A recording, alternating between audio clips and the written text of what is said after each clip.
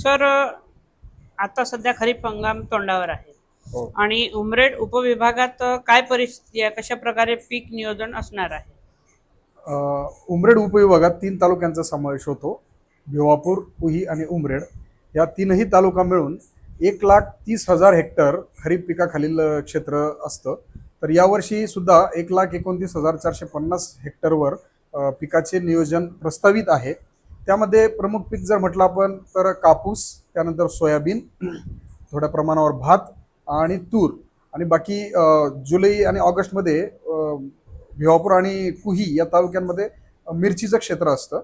तर यावर्षी कापसाचं जर म्हणायला गेलं तर जवळपास 61,000 हेक्टरवर कापसाची पेरणी होण्याची अपेक्षा आहे. त्यानंतर सोयाबीनचं क्षेत्र थोडं कमी झालेलं आहे. सोयाबीनचं जे क्षेत्र आहे ते जवळपास 42,000 हेक्टरवर आपली सोयाबीनची पेरणी होण्याचं लक्ष्यांक आहे. त्यानंतर भाताचं 14,000 हेक्टर आणि तुरीचं एक 5,450 हेक्टरवर लागवड होण्याची नियोजन आपण केलेलं आहे.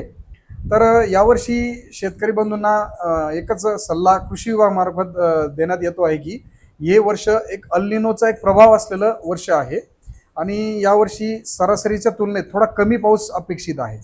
त्यामुळे कुठल्याही पिकाची लागवड करताना कमी पाण्याची जी काही व्हरायटीज आहेत, कमी पाणी ज्या व्हरायट्यांना लागतं तशा व्हरायटीज लागवडीसाठी प्राधान्याने कराव्यात.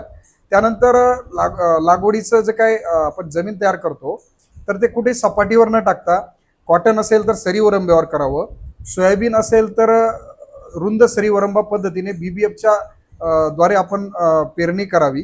आणि भाताचा जर विषय घेतला तर भाताचं नर्सरी जी आपण करतो रोपवाटिका, तर ती रेस बेडवर म्हणजे गादी वाफ्यावर आपण भाताच्या नर्सरी करणं अपेक्षित आहे.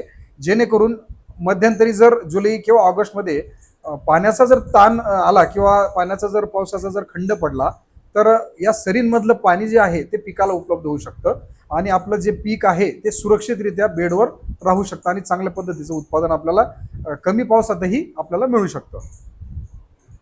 शेतकऱ्यांनी काय करावे आणि काय करू नये, काय सांगाल याबद्दल? शेतकऱ्यांनी सोयाबीनच्या बाबतीत 100 मिलीमीटर पाऊस पडल्याशिवाय पेरणी करू नये हा सगळ्यात महत्त्वाचा संदेश कृषी विभागामार्फत देण्यात येत आहे. त्यानंतर बीज प्रक्रिया केल्याशिवाय पेरणी करू नये. कुठल्याही सोयाबीन असो भाताची असो पेरणी करू नये. त्यानंतर सोयाबीनच्या बाबतीत उगवण क्षमता चाचणी ही फार महत्त्वाची आहे.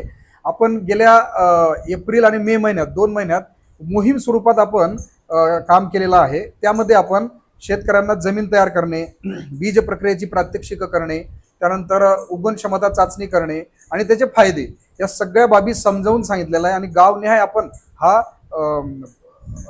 प्रात्यक्षिकाची जी काय मोहीम आहे ती राबवलेली आहे. आणि अजूनही आपण शेतकऱ्यांना सकाळी आणि संध्याकाळी हे दोन्ही वेळेस प्रबोधन करत आहोत.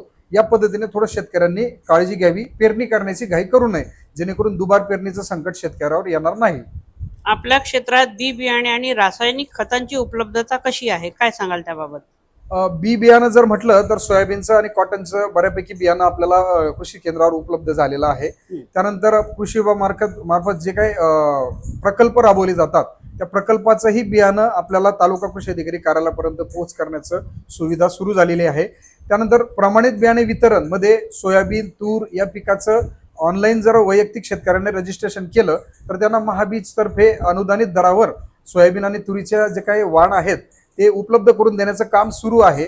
त्याच्या लॉटरी पण लागलेल्या आहेत आणि अजूनही ते पोर्टल सुरू आहे. त्यामुळे जास्तीत जास्त शेतकऱ्यांनी या बियाण्यांचा या पद्धतीने लाभ घ्यावा. खताचं जर म्हटलं तर रासायनिक खतं सध्या मुबलक प्रमाणात आहेत. शेतकऱ्यांनी फक्त DAP वर अवलंबून न राहता जे काय सरळ खतं आहे, युरिया असेल, single super phosphate, muriate of potash यांच्या कॉम्बिनेशनने खताचा वापर करावा जेणेकरून एकाच खतावर जास्त शेतकऱ्यांची मागणी होऊन त्याचा तुटवडा भासणार नाही. या पद्धतीने थोडं शेतकऱ्यांनी सरळ खताचा वापर करून रासायनिक खत आपल्याला पिकांना द्यायचं आहे, थोडं आपल्याला लक्षात ठेवावं लागेल. त्यानंतर नैसर्गिक निविष्ठा ज्या आहेत, उदाहरण दाखल दशपर्णी अर्क, जीवामृत, बीजामृत याच्या सुद्धा मोहिमा आपण तालुकानिहाय राबवलेल्या आहेत. याचा सुद्धा मोठ्या प्रमाणावर शेतकऱ्यांनी पर्यायी खतं म्हणून यावर्षी वापर करावा. यावर्षी थोडं खतांचे रेट्स वाढलेले आहेत, दर वाढलेले आहेत. त्यासाठी कृषी विभागामार्फत सर्व शेतकरी बंधूंना विनंती करण्यात येते की त्यांनी दशपर्णी अर्क, नंतर शेणखत असतील, त्यानंतर जीवामृत, बीजामृत या खतांचा वापर करून रासायनिक खताचा वापर थोडा कमी करावा आणि रासायनिक खताचा वापर करताना जमीन आरोग्य पत्रिकेच्या निर्देशानुसार आपण खताचा वापर केला पाहिजे, जेणेकरून प्रत्येक खताचा जे काय आपण वापर करतो तो व्यवस्थितरित्या पिकाला पोहोच होईल. यावर्षी एक नवीन प्रकल्प पूर्ण जिल्ह्यात आणि उपविभागात तिन्ही तालुक्यात आलेला आहे, कापूस उत्पादकता अभियान. यामध्ये सगळ्यात महत्त्वाचा उद्देश या अभियानाचा असा आहे की आपलं कोरडवाहू क्षेत्रात आपण कापूस घेतो, याची उत्पादकता थोडी कमी आहे, तर याची उत्पादकता, कापसाची उत्पादकता वाढवण्यासाठी आपल्याला कापूस उत्पादकता अभियान म्हणून एक प्रकल्प नवीन आलेला आहे.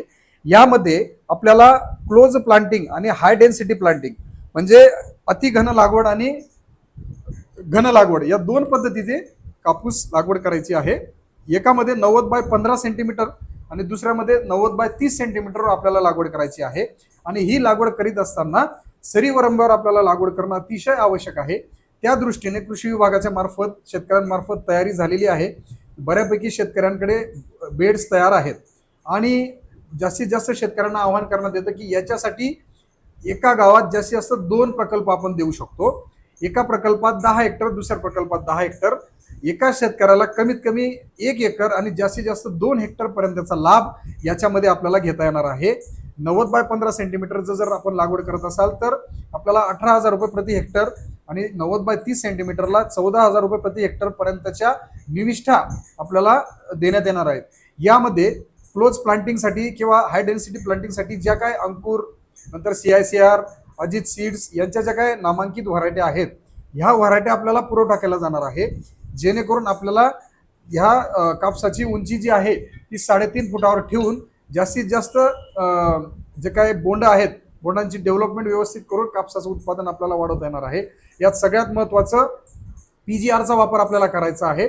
मेटिक्वेट क्लोराईड हा जो आपला घटक आहे लिओसिनचा, तर याचा वापर आपल्याला करून झाडाची वाढ नियंत्रित करून जास्तीत जास्त आपल्याला बोंड घ्यायची आहेत. कापूस मोठ्या प्रमाणात या पद्धतीने आपल्याला घेता येणार आहे. याच्यात प्रति हेक्टर झाडांची संख्या वाढणार आहे. त्यामुळे आपल्याला जर असं वाटत असेल की दाटी होणार आहे, तर असं काही होत नाही की प्रत्येक बोंड जे आहे ते व्यवस्थितरित्या डेव्हलप आपल्याला याच्यात करता येणार आहे आणि कापसाचं उत्पन्न 20 ते 25% या प्रकल्पात आपल्याला वाढू शकणार आहे. त्यामुळे कृषी विभागाच्या वतीने मी सर्व शेतकऱ्यांना आवाहन करतो की प्रति प्रकल्प 10 हेक्टरच्या मर्यादेत आपण गटाच्या माध्यमातून रजिस्ट्रेशन करावं पुढच्या 2 ते 3 दिवसात, जेणेकरून नेक्स्ट वीकमध्ये आपल्याला हे बियाणं शेतकऱ्यांना उपलब्ध करून देता येईल.